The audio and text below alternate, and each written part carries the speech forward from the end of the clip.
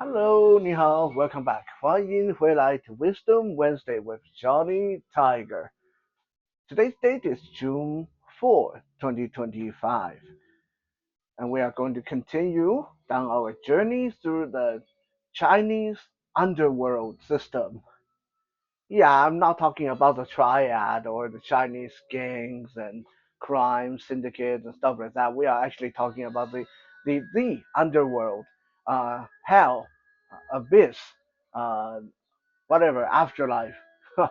The last couple of episodes, we talked about uh, the Earth store Buddha, who is in charge of spiritual matters in the underworld. We talked about the black and white ghost, 黑白无常, who are basically the Grim Reapers in Chinese mythology, Chinese religion. Uh, Here I want to say that when I say Chinese religion, this includes both Daoism and Buddhism. Even though Buddhism did not originate from China, but Chinese Buddhism has had wide and vast influence on Korea and Japan and several nearby countries. So it is quite different from Tibetan Buddhism and Hinduism and Buddhism that came out of India.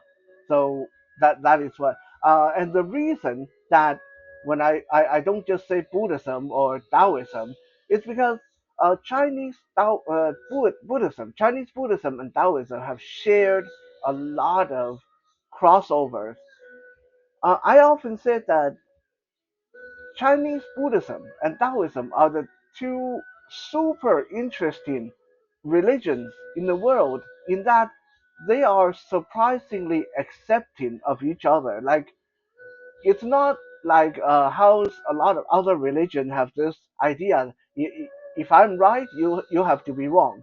If you can't be right because if you're right, then that I'm wrong. The Bible said this, so the Bible didn't say that, so that doesn't exist, and yada yada yada. Other religions are very uh, like set in stone about what they believe in and who exist in their pantheons. But Taoism and Chinese Buddhism have always been very good at coexisting and cooperating. For example, uh, Buddhism did not start out having Jade Emperor, but most Buddhists in China and Taiwan nowadays will mention Jade Emperor in their prayer. Similarly, Taoism did not start with anything to do with Buddha, but uh, Taoist priests will acknowledge the existence of Buddha and Nirvana and the afterlife and karma and all that stuff.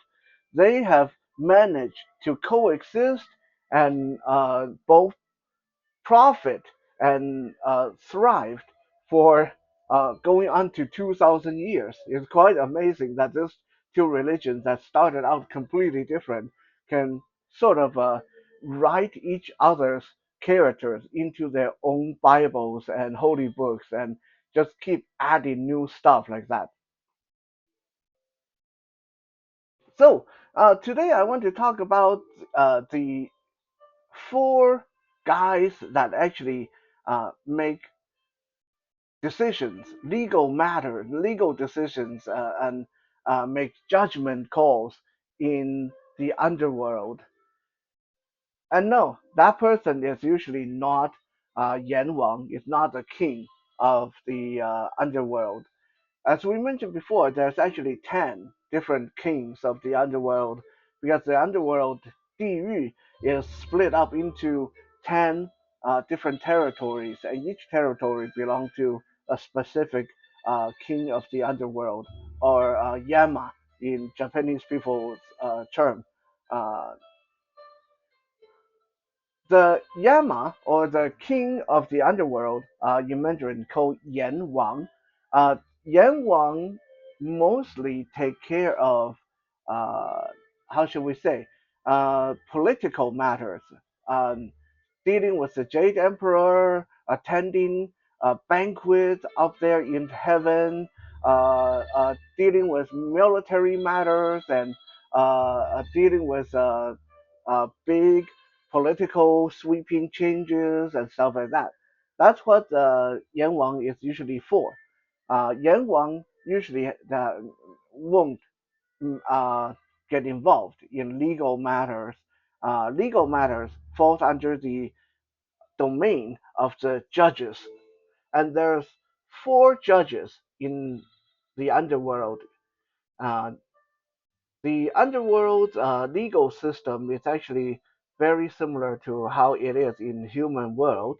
It is split up into four separate courts, and today we'll take a look at them. Uh, the four separate courts are 赏善 means reward the good. 罚恶 means punish the evil. 查查 means investigation. And 音律 means the supreme court of the underworld. So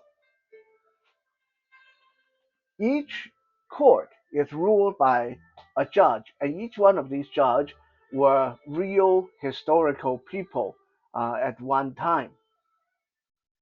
Let's start with Shangsan, the court that take care of rewarding the good behaviors of people. So Shangsan is the court that if you have basically how this works is when you die and you get to the underworld, your spirit, your ghost, go to the underworld. You start out at Cha Cha.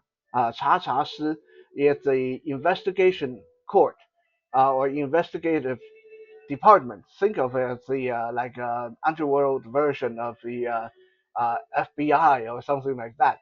So Cha Cha Shi, the the judge for Cha Cha Shi is a guy named Lu Zhidao. Now, Lu Zhidao is a very smart fellow who has been uh, said to be able to do extraordinary surgery maneuvers like open heart surgery, like thousands of years ago, and even brain surgery and stuff like that. I mean, a lot of it's fable, it's not true, but that's what he's been known for. Sorry.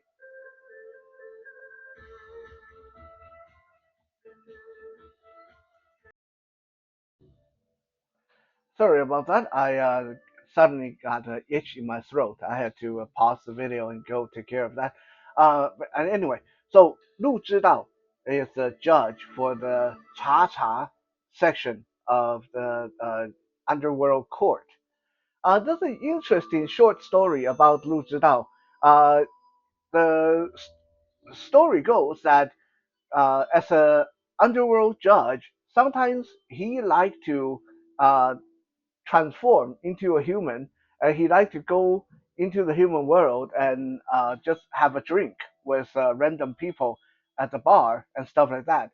The story goes that there was one time when he drank too much and kind of just passed out on the side of the road. And just happened, a guy walked by, and this guy name is Zhu.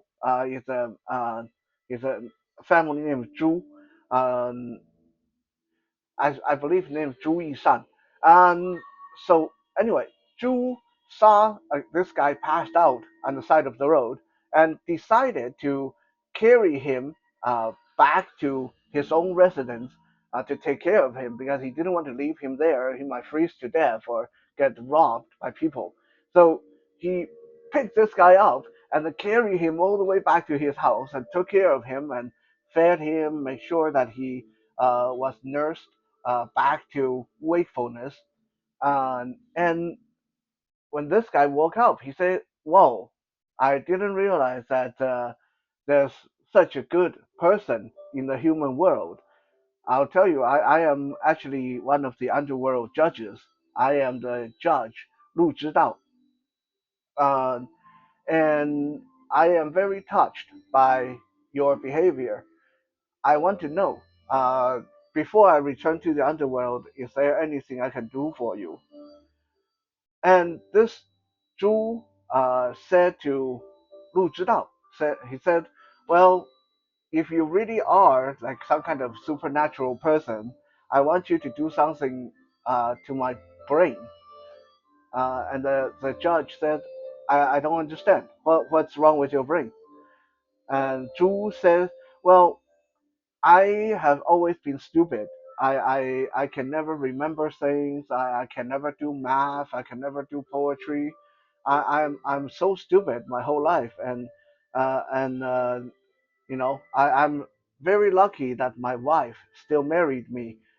Everyone say that she's really ugly, but I think she's the nicest person in the world. But I really want to be able to do better things. I want to go write the imperial exam so I can give my wife a good life. And the judge, Lu Zhidao, said to Zhu, he said, well, I can change your brain, but you must understand that if I change your brain, it's going to change you. So you may not feel the same about things afterward. And Zhu said, that's okay, that's okay. As long as you can make me smart, that's okay. I'll do anything I'll take any kind of risk to become smart. And so Lu Zhidao performed one of his miracle surgeries and put a better brain in Zhu's head. And uh, very true to his word, afterward, Zhu became super smart. He passed the imperial exam, he became a government worker, he became a magistrate, and he became wealthy beyond belief. Um, but he became super unhappy, even more so than before. And every night he prayed to Lu Zhidao, this underworld judge. He prayed to Lu Zhidao, please, please, I need to talk to you. Can you please come see me? I need to talk to you. And finally, Lu Zhidao appeared in front of him and said, hey, what's up? Uh, how would you like your new brain? Why do you look so unhappy? I hear that you've been calling for me every night. What's going on? And Zhu said, I need you to perform another surgery. And Lu Zhidao said, oh, tell me, what do you need? Zhu said, I want you to change my wife's head. And Lu Zhidao said, what? I thought you loved your wife. And Zhu said, yes, I loved my wife when I was stupid, when I didn't know how ugly she was. But now I'm rich, I'm smart. I can't be seen with someone so ugly. So can you please do something and change her head so she have beautiful face, so I wouldn't be so ashamed of her. Sighing to himself, Lu Zhidao did as he asked, and he changed his wife's head to a beautiful woman. But the story ended in tragedy because this new head, this new beautiful woman, have a different personality and is no longer a good, faithful wife that Zhu used to know. And so then she cheated on him. And long story short, both of them died in uh, very unhappy circumstances and ended up in hell. And after he went to hell, Zhu ended up in front of Lu Zhidao again, because like I said, everyone who go to hell, the first stop the first court is a cha cha court. It's where they investigate. Have you been good? Have you been naughty? This is like where Santa Claus would go to find out who's naughty or good.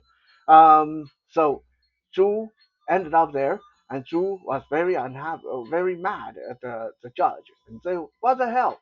I helped you. You said I was a good guy, but then what happened? You made my life a holy hell. You ruined my life." And the judge said, "No, I did not. You asked for a new brain.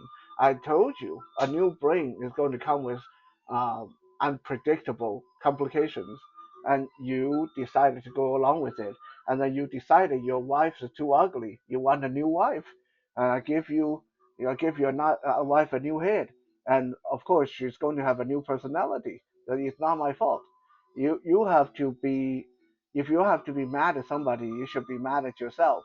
You should have been content when you were just stupid but a good guy.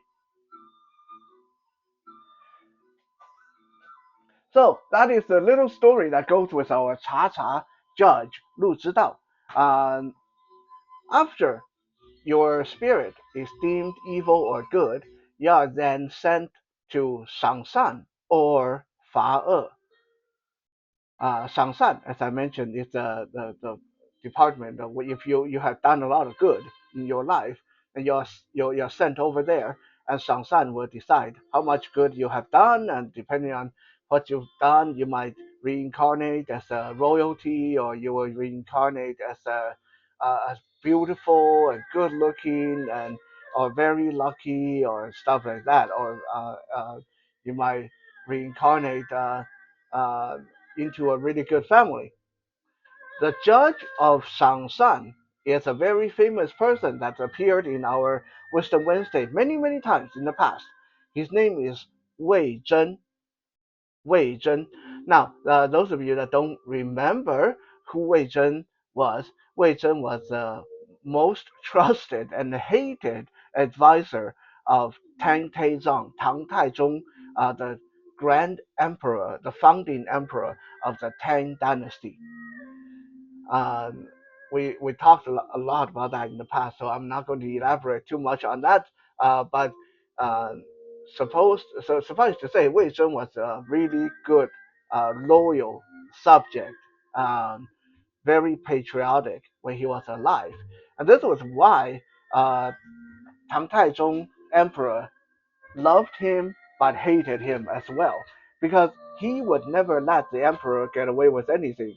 Like there was one time when the emperor uh, got into wanting a pet bird.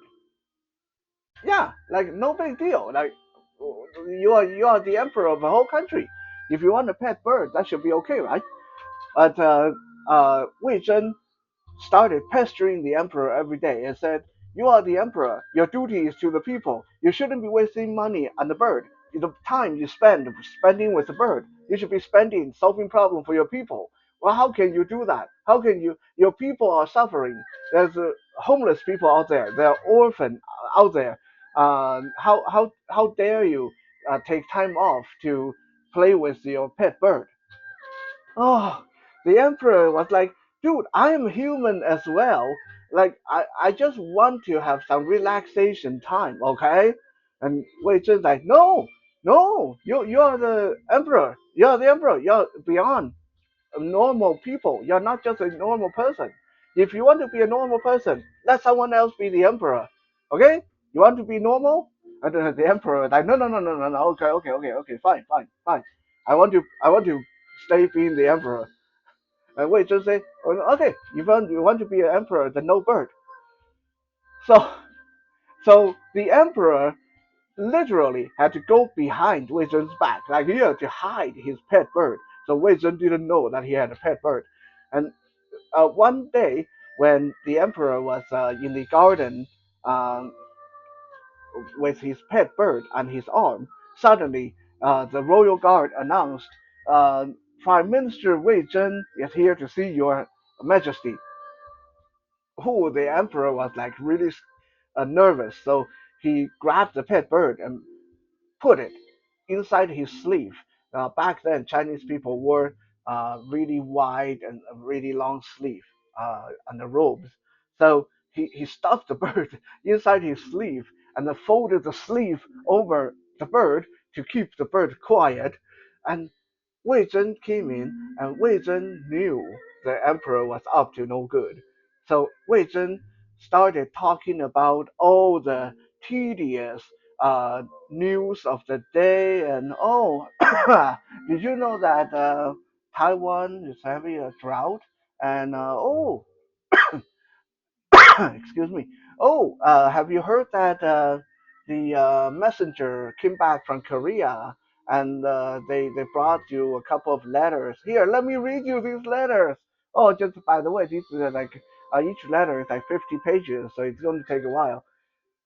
The Wei Zhen stood there talking to the emperor for over 3 hours, and by the time he left, the emperor took the bird out of his sleeve, and the bird was dead already. So that's just like one of the very many stories about Wei Zhen and his time with the emperor Tang Taizong. And so when Wei Zhen passed away, he became the judge for the Shangsan department of the underworld court system because he was such a patriotic person who loved his people.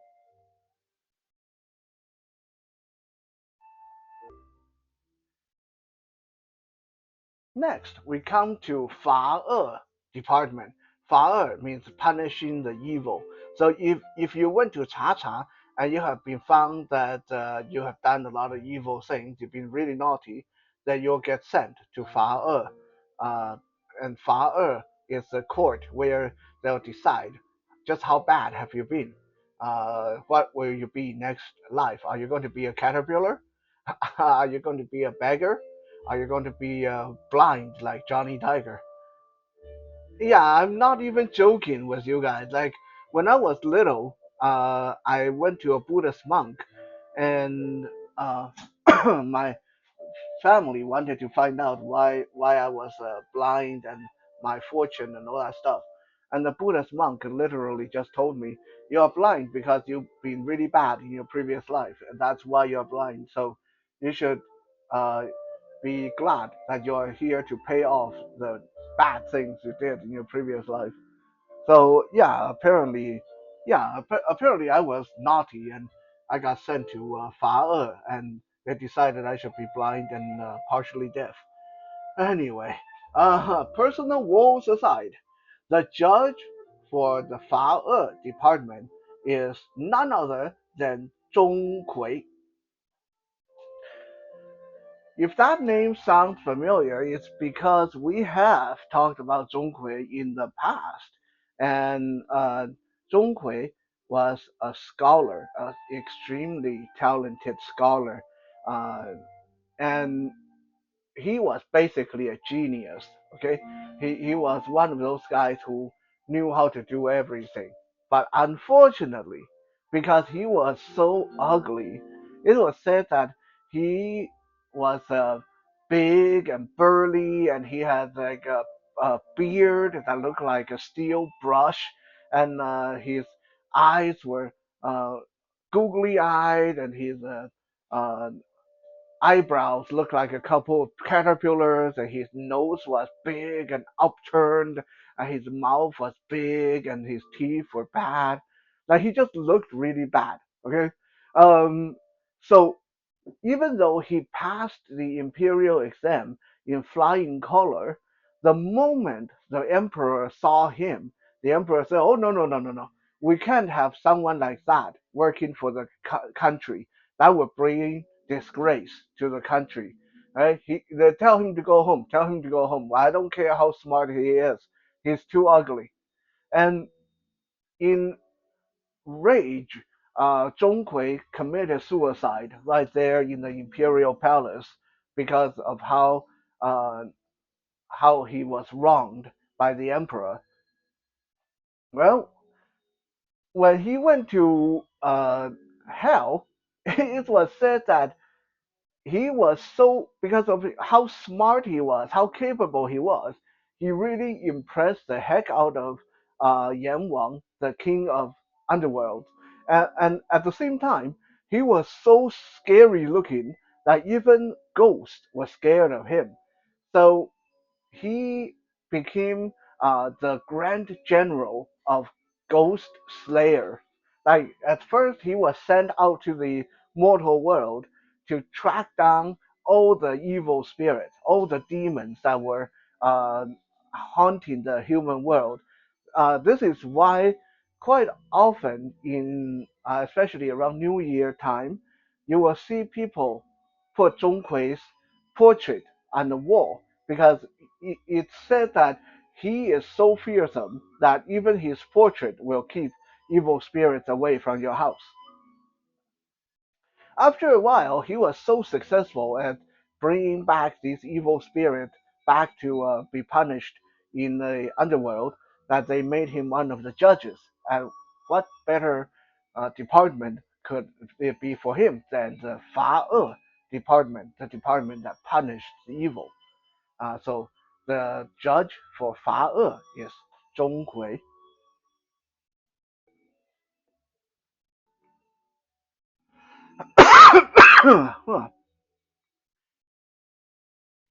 Give me a moment. I'm going to step back and take a drink of water. This is a lot of talking.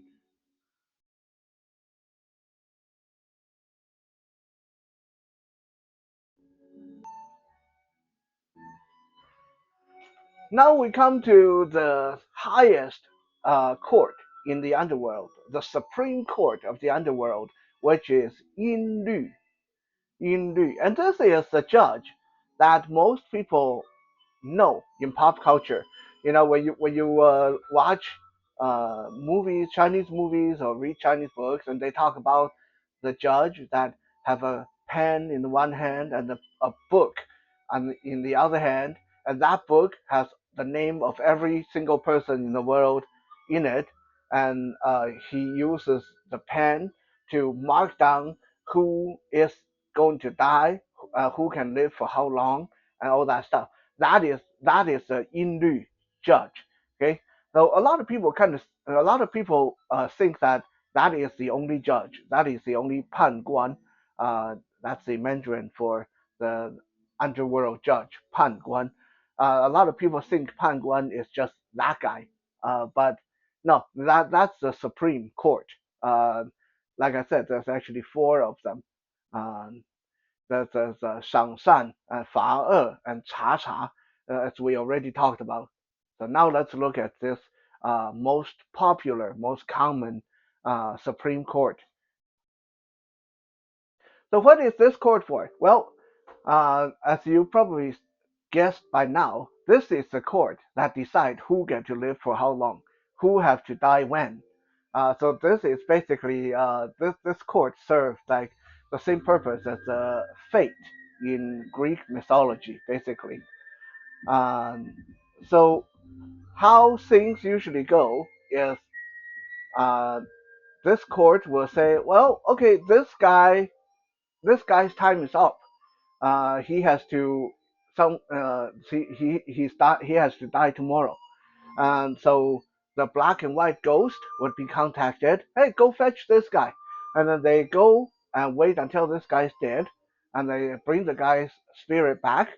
And then they will take the spirit to Cha Cha. And Cha Cha will look into this guy's past and see, oh, were you not naughty or nice? And then if he's nice, then he gets sent to Shang Shan. And if he's naughty, then he gets sent to Fa E.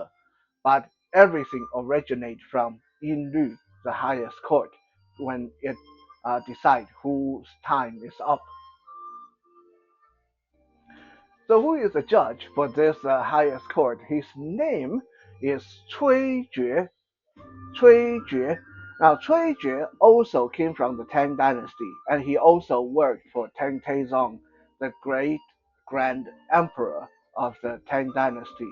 Um, He was said to be a very effective judge uh, when he was a human. That not only was he good at uh, deciding on human criminals, it was said that even animals would listen to his judgment. The story goes that one time there was a farmer who got eaten by a tiger. So the farmer's old and uh, disabled mother went to the magistrate and asked the magistrate to look into putting together a hunting party to hunt down the tiger. And the magistrate said, "Oh well, there's a lot of tigers out there. If your son got eaten, too bad, sorry. Um, so the mother went all the way up and appealed until her case got heard by the judge, Cui Jue. And Cui Jue decided to put out a bounty for that tiger. It was said that Cui Jue's word was so final and so respected by man and beast alike that as soon as the bounty was put out, the tiger itself walked to the courtroom and kneeled down in front of Cui Jue to listen to his judgment. And when Cui Jue told the tiger that it was wrong for the tiger to eat the farmer because there were a lot of other animals nearby that the tiger could eat, it did not have to eat the human. So the tiger committed a crime. The tiger supposedly committed suicide right there at the courtroom. Uh, yeah, very. There's a lot of problem with that story. Okay, like I didn't write the story. I just repeated it as it was told for generations. Personally, I think that's a little bit of a BS. I think tigers that animals that eat humans and are mostly never at fault. I think for them to say that the tiger was at fault was BS. But I'm a little bit partial to tigers, so whatever. So when Treasure passed away, he was put in charge of the highest court in hell, the Inlu court. However, um, just because he is a good judge and he's in charge of the highest court doesn't mean that he is always a good judge, because there is another fable, another folklore. We're kind of running out of time, so I'm not going to tell the whole thing. But another folklore that goes that originally Tang Taizong, the emperor, was supposed to die when he's after being emperor for 13 years. So supposedly on the book of fate uh, that, that the judge has, it said Tang Taizong dies after serving as emperor for 13 years. Well, so when the time was up, and Teng Taizong was uh, brought to the underworld, Cui Jue, being the judge of the highest court, saw that, oh, that's the emperor, that's my old boss. Man, he was such a good emperor. I I I really liked him, and he was so nice to me and my family when I was human. So Cui Jue supposedly took the pen and edited the book. So rather than saying that Tang Taizong had to die after 13 years of being emperor, now the book says 33 years. So after that, Tang Taizong was able to return to the mortal world and continue being emperor for another 20 years. So yeah, apparently even the judge in hell is not always sticking to the truth or sticking to the rule book. Eh? Anyway, here are the four departments and the four judges of the underworld. Shang Shan, the department that awards the good, is led by Judge Wei Zhen, the emperor's most hated minister. Fa the department that punishes the evil, the naughty, is led by Zhong Hui, the genius scholar who was so ugly that he was rejected by the emperor. Cha Cha, the Bureau of Investigation, basically, is led by Lu Zhidao, the judge who's able to perform miracle surgeries to give people new heart, new head, new brain, and all that stuff. And last but not least, Yin Lu, the Supreme Court, the court that decide who has to die, when, and where. And this was led by Cui Jue, one of the emperor's earlier ministers. Thank you for checking out today's episode, and I'll be back again tomorrow for some more Johnny Tiger goodies. For now, 谢谢 and 再见。